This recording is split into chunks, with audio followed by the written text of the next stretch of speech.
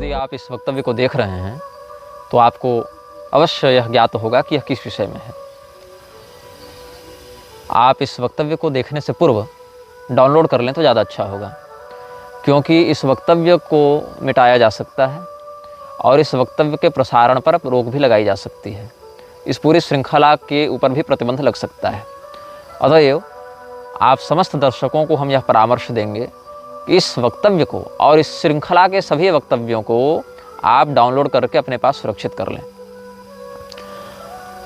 आप इस चलचित्र श्रृंखला को अपने फेसबुक, यूट्यूब या अन्य समाचार माध्यमों में, सामाजिक माध्यमों में पुनः प्रकाशित भी कर सकते हैं, रीअपलोड भी कर सकते हैं। और साथ ही साथ हम इस बात के लिए आपको सतर्क कर दें, इस श्रृंखला में जिन विषयों पर हम चर्चा करेंगे, जिन बातों को हम अभिव्यक्त करेंगे, जो बातें हम आपको बताएंगे, वो बातें आपके जीवन शैली को, समाज और संसार को देखने के दृष्टिकोण पर बहुत ही प्रभावी असर डाल सकते हैं, बहुत ही प्रभावित रूप से आपको क्षुब्ध कर सकते हैं, आपकी मानसिक स्थिति को असंतुलित कर सकते हैं। इसीलिए निर्भयतापूर्वक, धैर्य के साथ आप इन चलचित्रों को देखेंगे।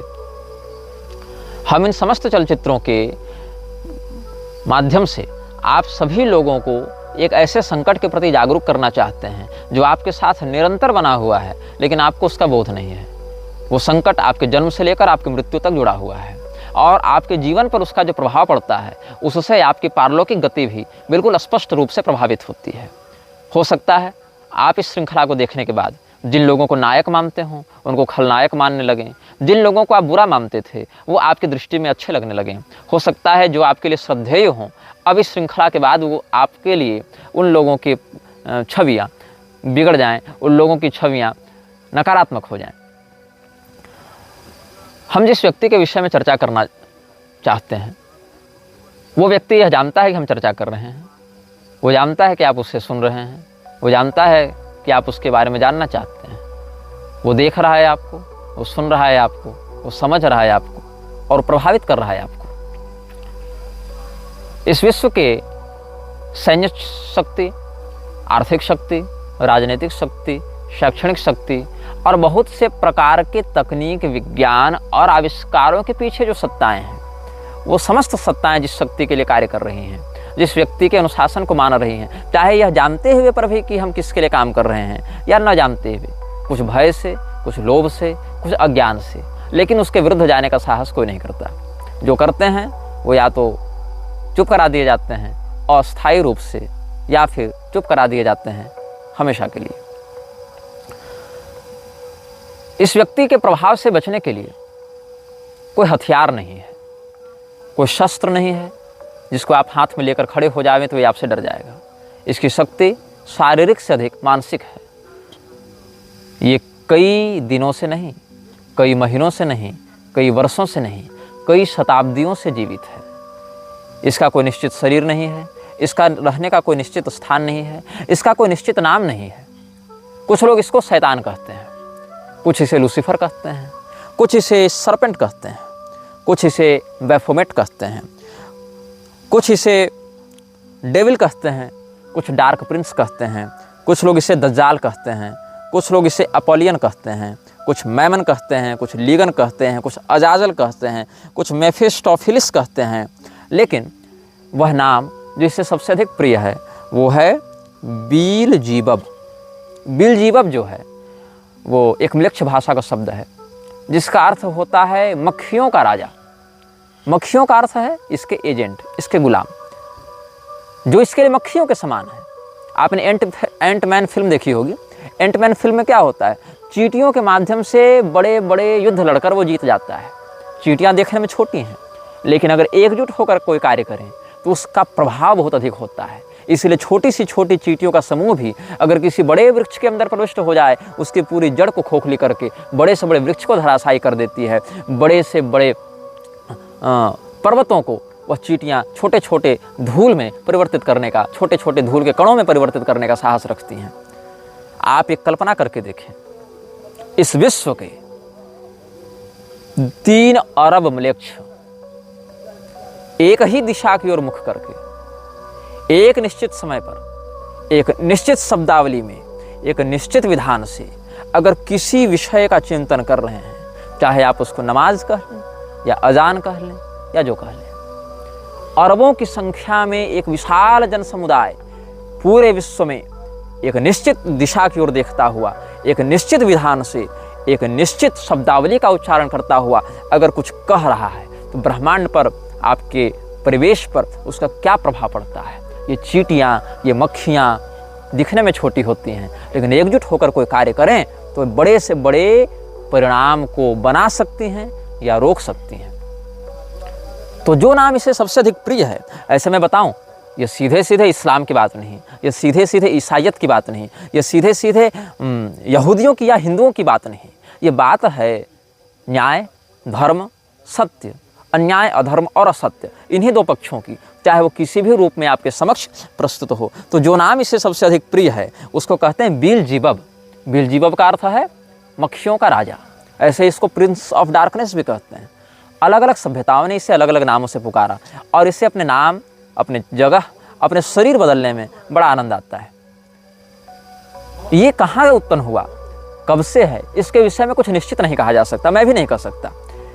मैं इसके बारे में सब कुछ जानता हूँ ये मैं दावा नहीं करता, क्योंकि मैं जो बातें आपको बता रहा हूँ इस बात का भी संज्ञान इसे है। अब आप पूछेंगे कि ये आपको रोकता क्यों नहीं, क्योंकि ये जानता है कि मेरे बताए गए वक्तव्यों से इसके अस्तित्व पर कोई प्रभाव नहीं पड़ेगा। ये इतनी बड़ी सत्ता है कि मेरे कहे हुए शब्दों से इसको प्रभाव नहीं पड़ेगा, आपके सुनने से इसको प्रभाव नहीं पड़ेगा, आपके द्वारा दिए जा रहे प्रयासों से, आपके द्वारा दिए जा रहे परिश्रमों से इसकी सत्ता क्षुब्ध नहीं होगी, इसकी सत्ता प्रभावित नहीं होगी। कुछ लोग इसे अस्मोडियस कहते हैं। मैंने इसके कुछ नाम अपने शोध से व्यक्त किए हैं, कुछ अपनी साधना से व्यक्त किए हैं। मेरे कथनों में एक बड़ा अंश मेरे अध्ययन का होगा, एक बड़ा अंश मेरी साधना का होगा, एक बड़ा अंश उन विशेषज्ञों से बैठकों का होगा जिनके साथ मिलकर हमने इस विषय में शोध किया है। कुछ लोग इसे अजाजिल कहते हैं, कुछ बेफोमेट कहते हैं, कुछ सेखमेट कहते हैं, कुछ बेहमत कहते हैं, कुछ समेरियस कहते हैं, कुछ मारदुक कहते हैं। और आप एक फिल्म देखे होंगे थुम्बाड़, जिसमें एक शैतान होता है जिसका नाम था हस्तर। आपको लगता है फिल्में केवल डायरेक्टर्स या स्क्रिप्ट राइटर्स की कल्पना से बनती हैं, ऐसा नहीं है। उन कल्पनाओं की प्रेरणा देने वाली शक्तियाँ प्रयास करती हैं कि समाज में इन नामों की लोग चर्चा करें, और जिसके नाम की अधिकाधिक चर्चा होती है उसकी शक्तियाँ भी बढ़ती हैं। तो इसका एक नाम है अस्तर, इसी नाम को थोड़ा सा बदल कर दिया गया हस्तर। तो अस्तर जो है ये भी इसके अनेक नामों में से एक नाम है। अब ये व्यक्ति कब से है, कहाँ रहता है, इस विषय में हम चिंतन करते हैं। इसका वास्तविक नाम क्या है ये मैं दावे के साथ नहीं कह सकता, लेकिन जिस नाम का प्रयोग करके इसने अपनी वास्तविकता की एक झलक हमें दिखाई, उसका नाम भी बड़ा विचित्र है। उसको कहते हैं आर्द्रम्लेच्छ। आदिम्लेच्छ नहीं, आर्द्रम्लेच्छ। हम सुविधा के लिए आपके सामने इसका नाम बताएंगे म्लेच्छराज, क्योंकि इसके वास्तविक नामों का उच्चारण करने से इसकी शक्तियाँ बढ़ती हैं, और हम चाहते नहीं कि इस श्रृंखला में इसके नाम का बार बार प्रयोग करके हम इसकी शक्तियों को अपने ही ऊर्जा प्रदान कर करके विस्तृत करें। आपने हैरी पॉटर फिल्म देखी होगी, वहाँ वोल्डेमॉर्ट का एक किरदार था, the one who can't be named. उसका नाम लेने से लोग डरते थे। मैं डरता नहीं हूँ, इसीलिए श्रृंखला को निर्गत कर रहा हूँ, लेकिन मैं ये बात आपको अवश्य बता दूँ कि इसके वास्तविक नामों का आप जितना कम प्रयोग करें उतना अच्छा है। वास्तविक नाम है आर्द्रम्लेच्छ, लेकिन आप अच्छे से समझ जाएं, इसके लिए हम इसके नाम का प्रयोग करेंगे म्लेच्छराज के रूप में। इसका एक नाम आहरिमान भी है। आहरिमान और आर्द्रम्लेच्छ दोनों इसका वास्तविक नाम है। आहरिमान आर्द्रम्लेच्छ इसका नाम है, आर्द्रम्लेच्छ इसका सरनेम है, आहरिमान इसका नाम है। तो आहरिमान आर्द्रम्लेच्छ ये इसका पूरा नाम है, first name and last name.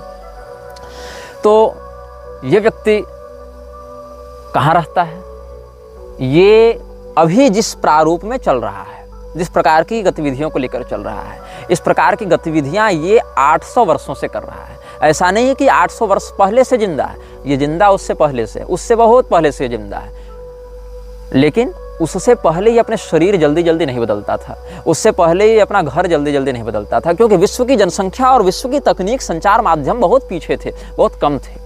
जैसे जैसे तकनीक बढ़ती है और जैसे जैसे जनसंख्या बढ़ती है, उतनी शीघ्रता से इसको अपना शरीर बदलना होता है, उतनी शीघ्रता से इसको अपना ठिकाना बदलना होता है। तो पिछले, मतलब आप समझ लें कि अगर आधुनिक काल गणना के अनुसार माने तो ईसा की पहली शताब्दी से लेकर ईसा की 12वीं शताब्दी में 1200 वर्षों में इसने अपने ठिकाने 8 से 10 बार बदले, और इधर 800 वर्षों में इसने अपने ठिकाने लगभग 10 बार बदले। हर 2 पीढ़ियों में ये अपना ठिकाना बदल रहा है, जिसमें 4 ठिकाने इसने पिछले 80 वर्षों में बदले हैं।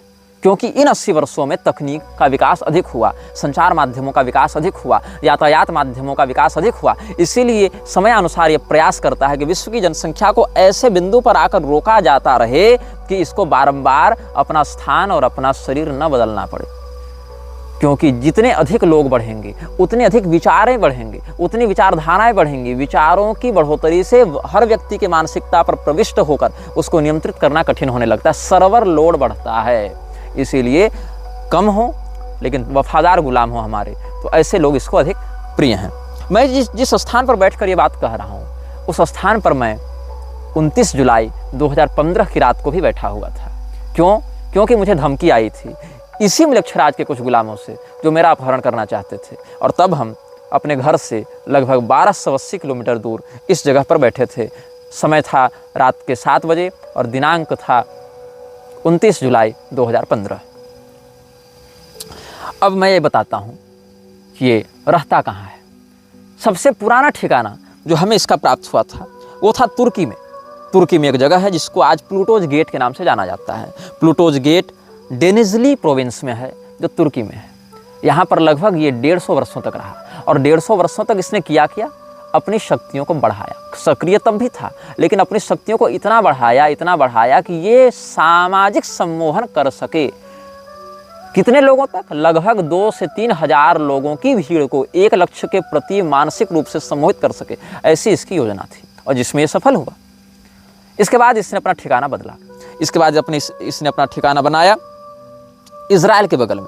अब वो फ़लस्तीन है या वो इजराइल है, इस विवाद में हम नहीं पड़ेंगे क्योंकि ये झगड़े का विषय है। लेकिन इजराइल हो या फ़लस्तीन हो, इसने जेरिको या जेरिचो, जो भी इसका उच्चारण भाषा में किया जाता है, JERICHO, जेरिचो या जेरिको, जहाँ तक जेरिको होना चाहिए उच्चारण, ये फ़लस्तीन का प्रांत माना जाता रहा है या इजराइल का प्रांत माना जाता रहा है। ये विवादित विषय है, लेकिन इसने अपना ठिकाना यहीं पर बनाया। अभी इस वीडियो क्लिप में 4 मिनट की रिकॉर्डिंग हमारी नहीं हो पाई थी किसी तकनीकी खराबी के कारण।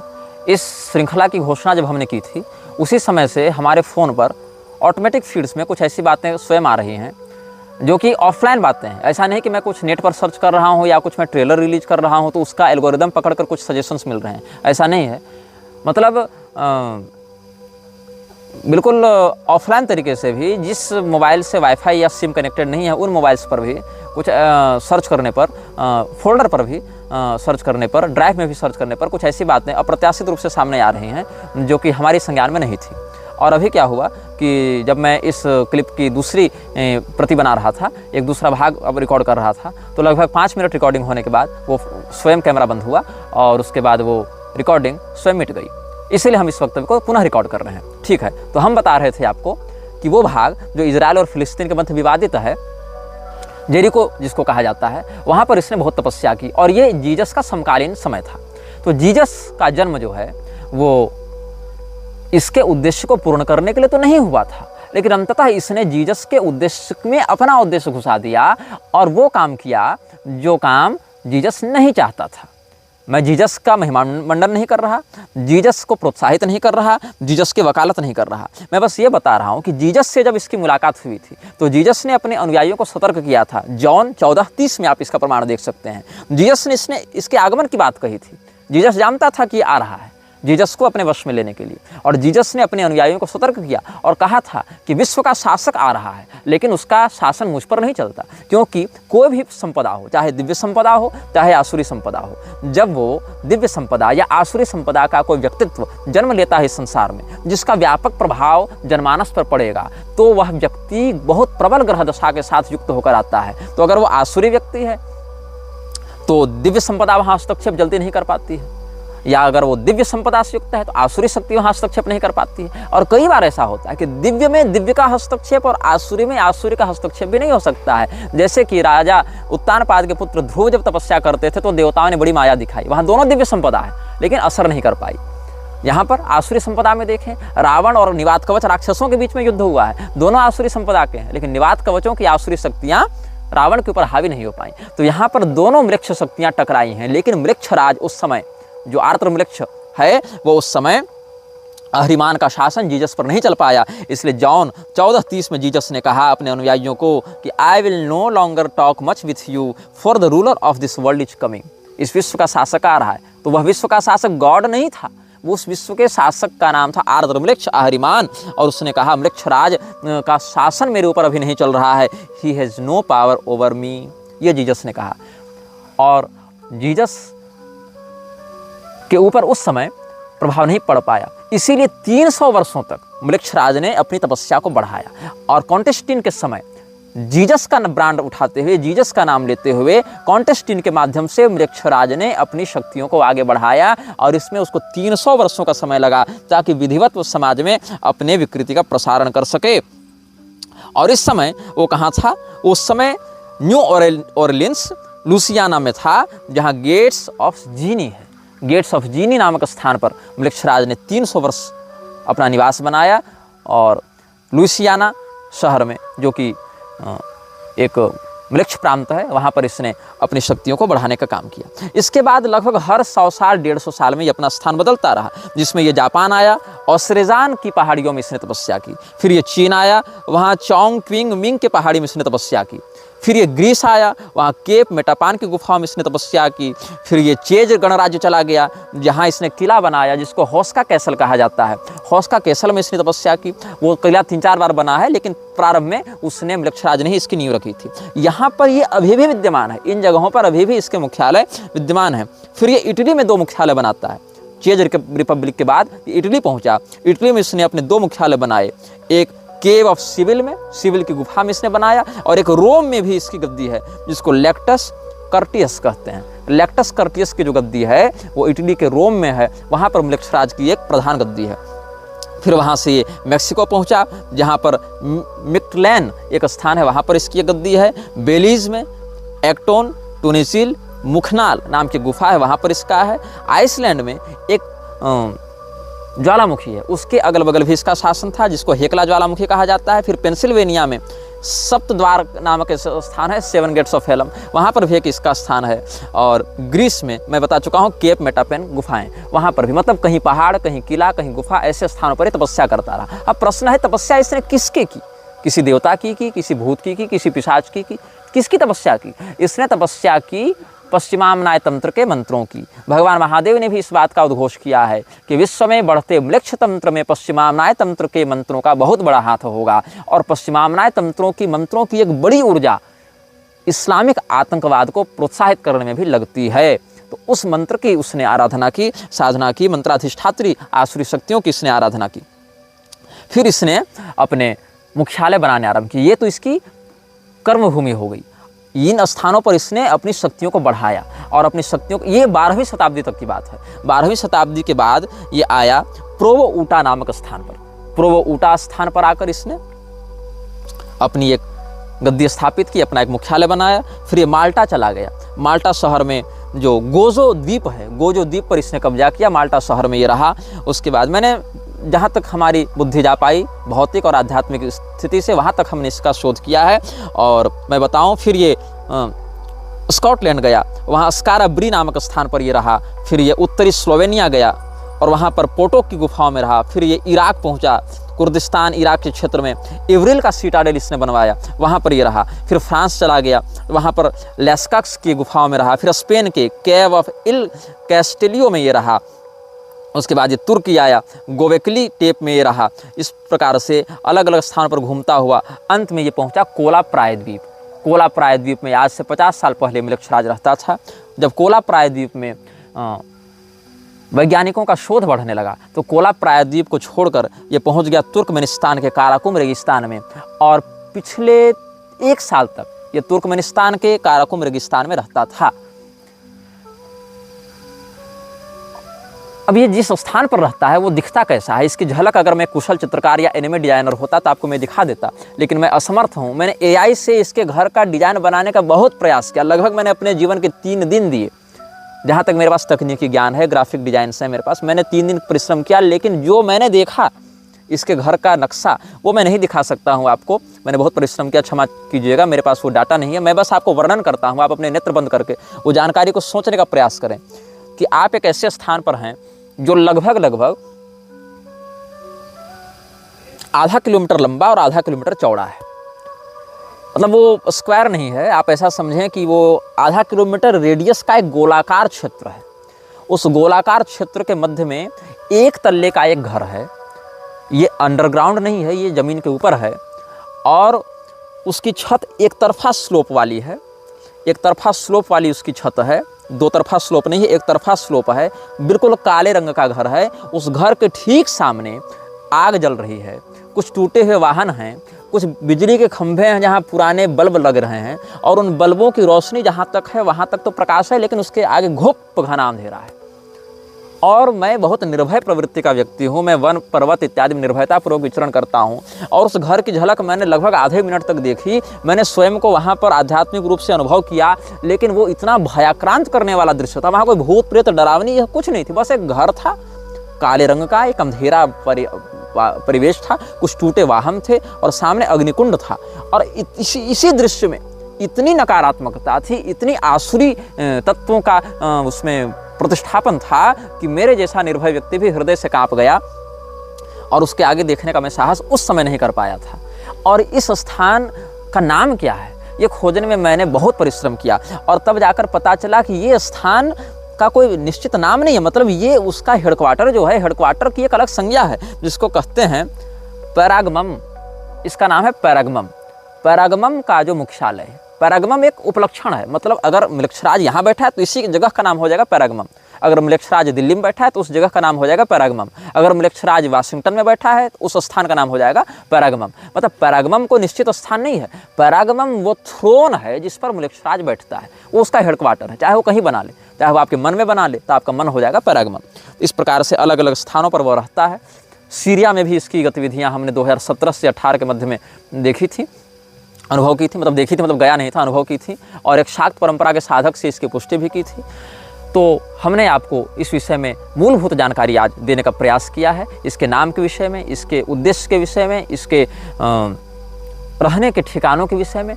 इसीलिए इस एपिसोड को हम किसी नाम से युक्त नहीं करेंगे। इस एपिसोड में हम इन्फिनिटी का चिन्ह लगाते हैं और आप सबों को हम अंत में जाते जाते एक चेतावनी देंगे। इस वीडियो को देखने से पहले अगर आप डाउनलोड कर चुके हैं तो अच्छी बात है, नहीं तो अब इस वीडियो का अंत तो होने वाला है, अब बिल्कुल डाउनलोड कर लें। और इस वीडियो की श्रृंखलाओं को आप जब भी देखेंगे तो आप एक मंत्र का पाठ करें वीडियो को देखने के पहले और वीडियो को देखने के बाद, और अपने जीवन का इसको अभिन्न अंग बना लें। इस मंत्र को मैं डिस्क्रिप्शन में लिख भी दूंगा और मैं बोलकर भी सुना देता हूँ। कर्कोटकस्य नागस्य दमयन्त्या नलस्य च ऋतुपर्णस्य राजर्षेः कीर्तनम कलिनाशनम। एक बार और सुन लीजिए। ऋतुपर्णस्य राजर्षेः कीर्तनम कलिनाशनम, यही वाला श्लोक है। शुरू से पहला बोलता हूँ। कर्कोटकस्य नागस्य दमयन्त्या नलस्य च ऋतुपर्णस्य राजर्षेः कीर्तनम कलिनाशनम। अर्थ क्या है? निषध देश के राजा नल, विदर्भ देश की राजकुमारी दमयंती, अयोध्या के महाराज ऋतुपर्ण और कर्कोटक नाग, इन चारों का स्मरण करने से कलि पुरुष कलियुग आपको पीड़ा नहीं देता, बाधा नहीं देता। आप अभी जिस आध्यात्मिक स्थिति में हैं, अपने इष्ट का चिंतन करते हुए, अपने गुरुमंडल का चिंतन करते हुए, अपने कुलागमोक्त देवताओं का चिंतन करते हुए इस मंत्र का अधिकाधिक चिंतन करें, पाठ करें। प्रातःकाल उठकर इसका अधिकाधिक चिंतन किया करें, इस मंत्र के अर्थ का चिंतन किया करें और परब्रह्मणे नमः ऐसा कह के भगवान को प्रणाम करें, अपने इष्ट को प्रणाम करें। और मृक्षराज से आपका जीवन मानसिक, शारीरिक, सामाजिक रूप से प्रभावित न हो, इसके लिए अपने मन को अधिकाधिक सबल बनाएं, क्योंकि आपका भय ही मृक्षराज का आहार है। यह वीडियो जल्द ही हटा दिया जा सकता है। कृपया थर्ड पार्टी ऐप्स का उपयोग करके डाउनलोड करें। आप इस वीडियो को अपने चैनल पर फिर से अपलोड भी कर सकते हैं।